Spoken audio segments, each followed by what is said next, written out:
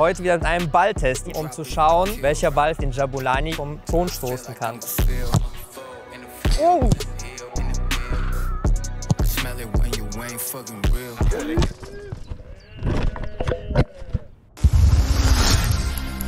Servus und willkommen zu einem neuen Video. Wir sind die Freakkickers und heute wieder mit einem Balltest. Ihr habt es euch gewünscht. Wir haben von 24 die aktuellsten Bälle von verschiedenen Herstellern, damit sich auch keiner beschwert. Derbystar, Nike, Puma, Tiaco, Ulsport, was auch immer. Also alles haben wir aus eigener Tasche geholt. Das ist kein gesponsertes Video, deshalb natürlich auch unsere freie Meinung. Wir werden ihn mit diesem Flatterballkönig, den Jabulani, den eigentlich jeder von euch kennt, vergleichen. Und natürlich auch den neuen EM-Ball mit in die Runde nehmen, um zu schauen, welcher Ball 24 vielleicht den Jabulani als Flatterball-King vom Thron stoßen kann. Wir haben Tim dabei, Lord Moore und natürlich Sebastian, den kennt ihr. Der hat den einen oder anderen krassen Freekick schon mal auch im Spiel versenkt. Wir werden ein, zwei einblenden.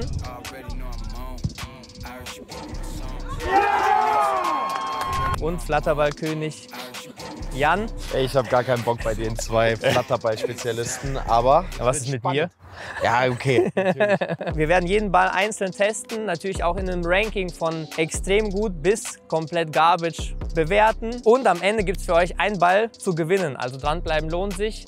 Ein Dankeschön geht an unseren Partner Winamax, der Anbieter mit den besten Quoten und 0% Wettsteuer. Und während der EM-Zeit könnt ihr bis zu 200 € Neukundbonus absahnen. Das heißt, ihr zahlt 200 € ein und bekommt 200 € on top obendrauf. Alle Infos gibt es unten in der Videobeschreibung. Und jetzt fangen wir mit dem Video an.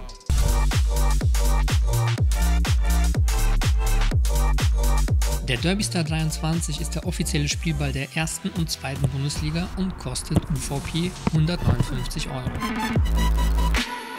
Dieser besteht aus 32 Panels und wird noch handgenäht. Die hohe Anzahl der Panels sollte eigentlich für eine stabile und vorhersehbare Flugkurve sorgen. Ob das zutrifft, schauen wir uns an. Ja, ich sag doch, ich habe mich gefreut auf den Derbystar, aber ganz ehrlich, wie der die Dinger draufhaut, sind die auch einfach nur eklig für einen Torwart. Oh! Der ist mir nochmal aus der Hand geflattert. Boah, geil. Wow!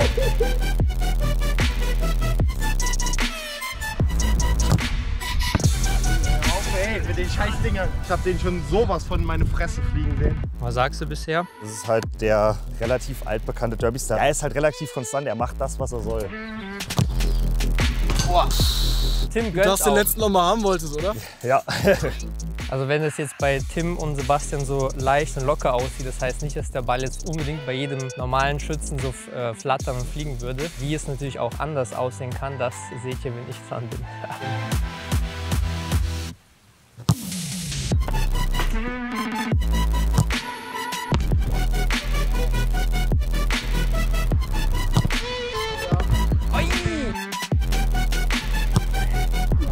Wow! Der war gut. Ey, wo hast du den rausgeholt?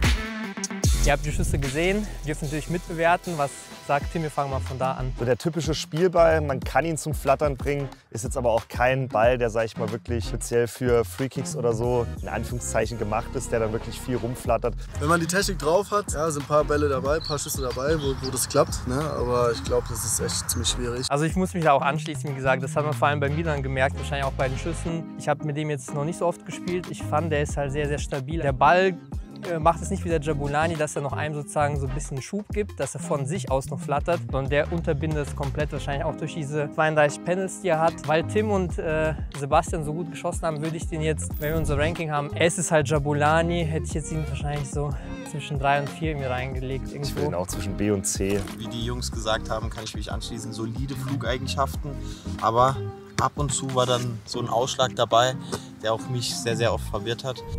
Der offizielle Spielball der EM 2024 kommt von Adidas und heißt Fußballliga. Schönes Ding. Der Ball kostet 150 € und die 12 Panels werden bei Adidas thermisch verklebt.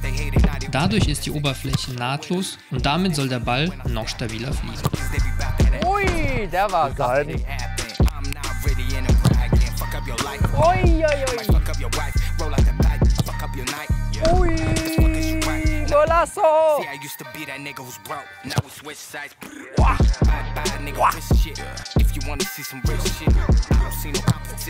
Ja, Endlich. da ist er doch. Die Fußballliebe, der offizielle Spielball der EM in Deutschland. Auf jeden Fall sehr solide. Für Flatterbälle nicht gut, als Spielball super. Ich fand es auch ziemlich schwer, muss ich sagen. 2, 3 gute Bälle dabei, aber ich fand es viel schwieriger als mit dem Derbystar. Bei mir ist es mir umgekehrt. Ich habe mit dem schon, oder dem Vorgänger, dem Oceans, gespielt. Bei mir haben die Bälle besser geklappt als jetzt beim Derbystar. Deshalb sehe ich im Ranking vielleicht ganz leicht oben drüber. Was man bei dem halt merkt, ist im Vergleich zum Derbystar, dass der halt eigentlich nur diese Hoch-Runter-Bewegung wirklich macht und eigentlich gar nicht wirklich diese seitliche Flatterbewegung, die man gerne hätte. Ich würde den unter den Derbystar hängen. Echt? Also ich hätte jetzt gesagt Derbystar 4 und den auf 3. Was sagt Jan? Ja, du hast auf jeden Fall mit dem besser performt, muss man sagen. Ja. Ich fand auch die Bälle, die dann zum Ende noch mal runtergefallen sind, die waren ein Tick ekliger, aber insgesamt einfacher einzuschätzen. Aber ich muss auch was sagen. Und zwar, ich probiere gerade hier vom Miracle Bear den Booster und schau mal, ob das auch für Fußballer was bringt. Und zwar heißt das Ding Crank Olympia. An alle, die das auch bestellen wollen. Also wenn ich jetzt performe, dann natürlich nur dann. Könnt ihr den Code FK, blende ich hier mal ein, für den maximalen Rabatt nutzen. Schaut euch noch natürlich gerne um im Shop bei ESN. Liebe geht nochmal raus für die Partnerschaft. In dem Sinne, kurz Live-Check. Boah, riecht schon mal geil.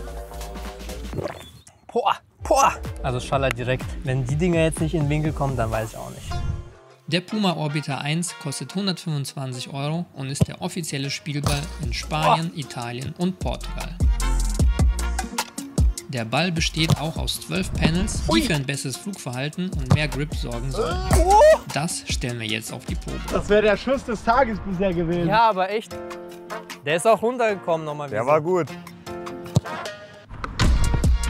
Irgendwie auch solider als der Derbystar, ne? Also irgendwie der Derbystar hat mehr geflattert.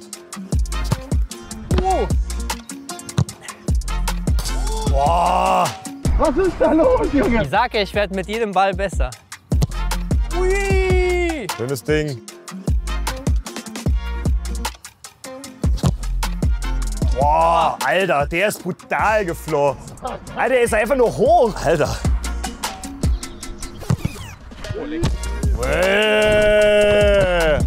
Besser geht's nicht. GoPro aus dem Winkel geschossen. Ich weiß nicht, ob ich freuen soll oder nicht, weil die GoPro ist jetzt am Arsch wahrscheinlich. Am Anfang ein bisschen schwierig, weil der Ball nicht so ganz flattern will. Aber mit der Zeit kommt man da gut rein und dann flattert er auch dementsprechend. Ich habe auch ein bisschen gebraucht, um mich dran zu gewöhnen. Und als ich den Dreh dann mal raus hatte, sage ich mal, dann hat es auch gut geklappt. Der fliegt schon super geil rein, wenn man es halt hinkriegt. Ja? Ja, ich glaube auch so stark technikabhängig. So schlecht ich beim Derbystar reingekommen bin, umso besser hat es halt beim Puma geklappt. Da kenne ich auch den Vorgänger. Trotzdem fand ich, dass der Ball am meisten Flatter-Eigenschaften hatte, von denen, die wir bisher hatten aus meiner Sicht. Von daher würde ich ihn am höchsten ranken. Also ich würde ihn fast auf 2 setzen, mindestens 2. Nochmal ein Tick ekliger, nicht ganz so schlimm wie der erste. Und für dich ist dein Favorit bisher? Bisher schon, ja. Bin gespannt, was noch kommt. Wird immer nur besser. So, Sebastian, nächster Ball. Sport. Eher unbekannt, aber Kann bekannt werden. oha, Oha, wie Sebastian in der Tagesschau. ZDF. ZDF-Torschau. ZDF Sportstudio. Mit 70 € UVP kommt der günstigste Ball von Ulsport. Diese hört auf den Namen Match at Glue. Die 24 Panels werden genäht und dann verklebt. Das soll für einen runden Ball sorgen. Da der Ball den offiziellen Richtlinien für einen Spielball entspricht, bekommt er das FIFA Quality Pro Abzeichen. Oha! Boah, Golasso!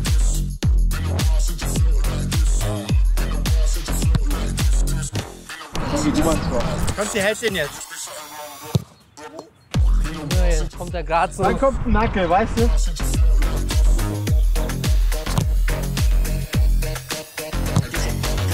Hui. Okay, Scheißball. Wenig erwartet, trotzdem enttäuscht worden. Also wir haben gedacht, der kann schon relativ gut flattern, aber bei dem Ball war es halt oftmals einfach, der ist weg, nach oben weg und gar nicht mehr runtergekommen. Bisher der schlechteste Ball, also auf jeden Fall meiner Meinung nach. Ja, am schwierigsten zu handeln. Ich glaube, wenn man den gut trifft und du hast ihn einmal perfekt getroffen und ich hatte auch einen sehr guten, dann sieht er schon brutal aus. Dafür hat man viel zu viele Ausreißer drin, die einfach mittig nach hochziehen und vorbeigehen. Also da kann man auch nicht konstant gute Schüsse raushauen, fand ich. Ich hätte ihn auf Derby-Star-Niveau bei meiner Performance gesetzt. Ihr setzt ihn wahrscheinlich vielleicht sogar eins drunter. Mit unserer Schusstechnik, die bei den anderen Bällen geklappt hat und funktioniert hat, geht es bei dem nicht. Und Tendenz daher eher Schlecht. Schlecht. schlecht. Schade. So, Jan will auch den Miracle Bear ausprobieren. Alter, das ist echt heftig. Der brennt sogar ein bisschen im Rachen, ne? Da ist Pfeffer drin. Ey, genau das brauche ich aber jetzt. Ich schwör's dir, ich spür's echt schon. Der Nike Flight Spielball kostet 139 € und ist der offizielle Spielball in England. Ui, bin ich in die Mitte gezogen, ja? Ja, der ist auch so tot. Hat hier keine Rotation, ne? Nee. Die hohe Präzision und die guten Flugeigenschaften soll der Ball dank der verklebten 4-Panel-Oberfläche bekommen. Au! Zudem soll die ACC-Struktur für mehr Grip sorgen. Ob das zutrifft, seht ihr jetzt. Der war halt tot, aber Da sieht man Miracle Bear kommen. schönes Ding. Motivation. Oh! Der war wenigstens flattermäßig. Boah, Super. schönes Ding.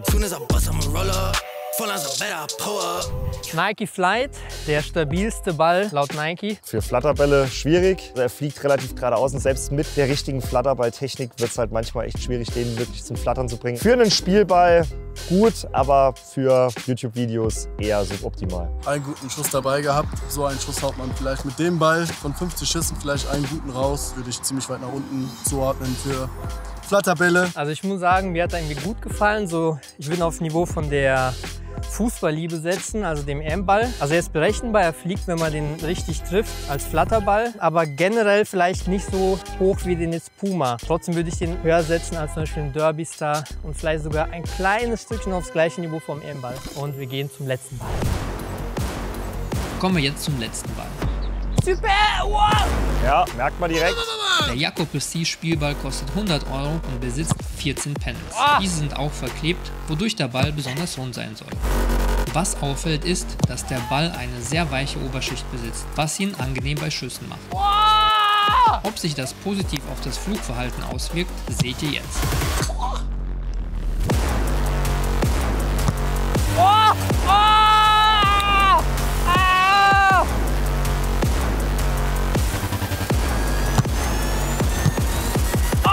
Oh, schade.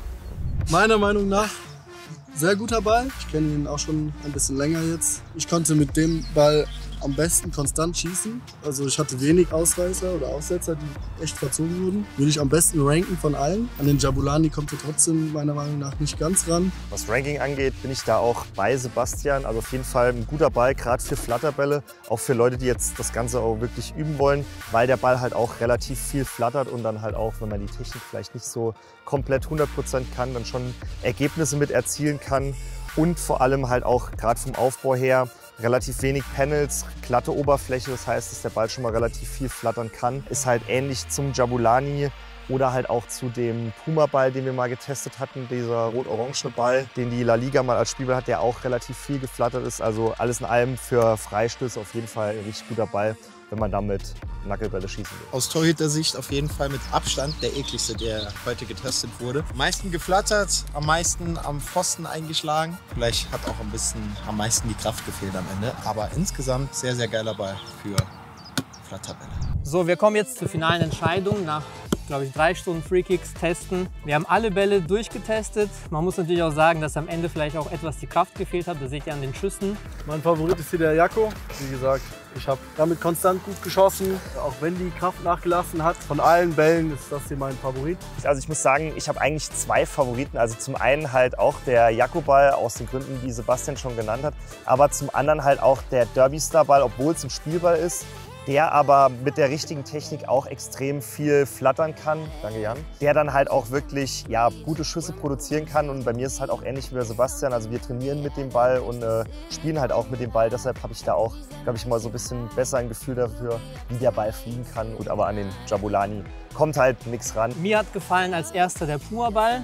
Sehr cool, flattert, wenn man die richtige Technik hat. Und zum anderen natürlich der Jacko. Der Nachteil beim Jacko aus meiner Sicht, dass man wenn man weiter wegschießt, finde dadurch verliert er schnell so die Power. Also man muss da eine gute Technik haben, da ist viel Druck dahinter, dass die Bälle immer noch gut aufs Tor kommen. Aber ich muss mir auch anschließen, Jabulani immer noch halt der König der Flatterbälle. Ja, da schließe ich mich gerade an. Ich bin echt froh, dass nichts an Jabulani rankommt. Wie gesagt, der Jaco war am ähnlichsten. Ich mag natürlich die Bälle, die am solidesten fliegen. Klar war der ein oder andere Nackel auch dabei, aber die sind trotzdem für uns als Torhüter gut einzuschätzen. All die anderen sind einfach eklig, mag ich nicht so. Alle, die bis hierhin geschaut haben, die dürfen einfach einen Kommentar schreiben, welcher Ball euch am besten gefallen hat, welcher Schuss, was auch immer, dürft ihr frei entscheiden. Und schreibt natürlich dann am besten den Ball rein, den ihr am besten fandet. Und wir werden uns einen oder eine Glücklichen aussuchen und den Ball an euch verlosen. Schreibt auch gerne natürlich euren Insta rein, dann können wir euch kontaktieren.